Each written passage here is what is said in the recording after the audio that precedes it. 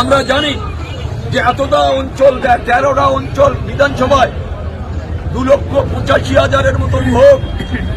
আজকে কোনো জায়গায় কোনোভাবে নওশাদ ভাইজানের গায়ে হাত দেওয়ার মতন ক্ষমতা ভাঙর এখনো কারণ নেই।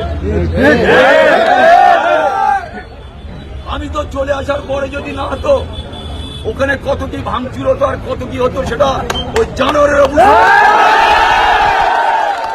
এসেছি বলে ওরা বেঁচে গেছে।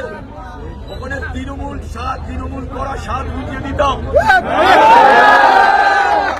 তোমরা তোমাদের দল করো, আমরা আমাদের দল করবো। তাতে কি আছে, কি যায় আসে আমাদের? এখানে নওশাদ ভাই চিনতে লক্ষাধিক ভোটে আজকের কোনোভাবে কোনো কিছু পাচ্ছে না। যাও গন্ডগোল করো, নওশাদের উপর আক্রমণ করো, নওশাদের ছেলেদের উপরে কেস দাও। এই ষড়যন্ত্র ছাড়া আর তৃণমূলের কোনো কাজ নেই।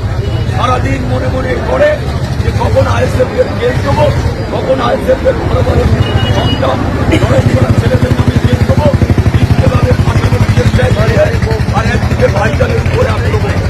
এটা আমরা কোনোভাবে মেনে নিতে পারি না। আমি এটা নিয়ে ভাইজানের সাথে আমি বিশেষ আলোচনা করবো। এই ধরনের চক্রান্ত চলতে থাকলে নির্বাচন করা কঠিন হবে। আমরা চাই যে এখন যারা অন্যায় করবে, দোষ করবে, তাদের অবিলম্বে পুলিশকে অ্যারেস্ট করতে হবে।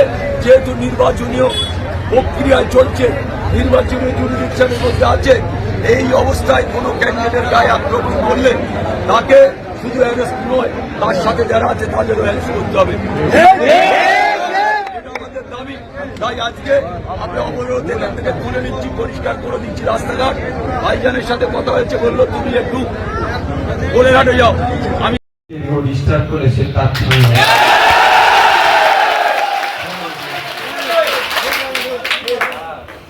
আপনারা ইতিমধ্যে আপনারা অবরোধ শুরু করেছেন। প্রশাসন আমার কাছে একটা ভিডিও নিয়ে আসলো। প্রথম বলে আমাকে গ্রেফতার, যে এটা করেছে তাকে গ্রেফতার করা হয়েছে। আমি বললাম সাহেব এটা বুঝবো কি করে? বলুন আমাদের কাছে ভিডিও একটা আছে, কিন্তু কাউকে সেভাবে দেখানোর মতো দেখানো যাবে না। ঠিক আছে, সিস্টেমের মধ্যে থাকাই দরকার, সিস্টেমের বাইরে যাওয়া উচিত নয়। আমি দেখলাম, দেখে নেব, আমি দেখে কি করবো? আমরা একটু ওয়েট করো, আপনাদের ঘটনাটা জানতে হবে চলে নাকি। আপনি দেখুন, আমি তোকে চিনতে পারবো না। আমার যে ড্রাইভার ছিল যখন মেরেছিলাম, ওই সঙ্গে সঙ্গে গাড়ি থেকে নেমে পড়ে দেখেছে, আমাকে এসে বললো ভাইজান একটা লুঙ্গি পরে আর হাফাতে একটা সাদা শার্ট পরেছে, চলে গেছে। তো ভিডিওটাও কে বললেন দেখুন, দেখতে পাচ্ছি এটা, বা দেখতে এটা চিনতে পারিস নাকি? ও ভিডিও দেখে বললো হ্যাঁ এই ছেলেটা। প্রশাসন তৎক্ষণিক কাজ করে তাকে গ্রেফতার করেছে। এটা প্রশাসনকে ধন্যবাদ জানিয়েছে, ধন্যবাদ যোগ্য কাজ করেছে। এবার কাজ কি? ওকে কে পাঠিয়েছে, কেন এসেছিল, কি উদ্দেশ্য ছিল? আমার গাড়িতে হামলা চালানোর উদ্দেশ্য না, আমার মাথা ফাটানোর উদ্দেশ্য কি ছিল না, আমার প্রাণী মারার উদ্দেশ্য, সবটাই কে দেখবে? আমি না, প্রশাসন। ওটা প্রশাসনের হাতে। তারপরে প্রশাসন আমাকে বললেন, প্রশাসনের কর্তা, যে বেশ জায়গায় বিভিন্ন জায়গায় ইয়ে হচ্ছে, অবরোধ হচ্ছে, আপনাকে তুলে দিতে বলুন। আমি অবশ্যই অবশ্যই, কারণ হচ্ছে আমাদের অবরোধটা কেন ছিল? যে হামলা চালিয়ে তাকে গ্রেফতার, যে হামলা চালিয়ে তাকে যখন গ্রেফতার করা হয়েছে, তাহলে নতুন করে রাখার দরকার নেই।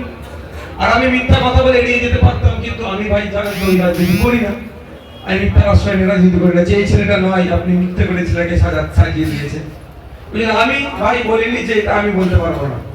আমি প্রথমে ভিডিওটা দেখেছি, বললাম এটা ডিসাইড করবে আমার যে ড্রাইভার যেটা ছিল ছেলেটাকে, সে তো ড্রাইভারকে আমি ইশারা করে দিতে পারতাম, বা ড্রাইভারের নাম না নিয়ে বলতে পারতাম, কারণ দীর্ঘক্ষণ অবরোধ চালাতে পারতাম। কিন্তু আমি ওই গুন্ডা রাজনীতি অন্যদের অনেকেই করে, তার মতো আমি করতে পারি না আর পারবো না।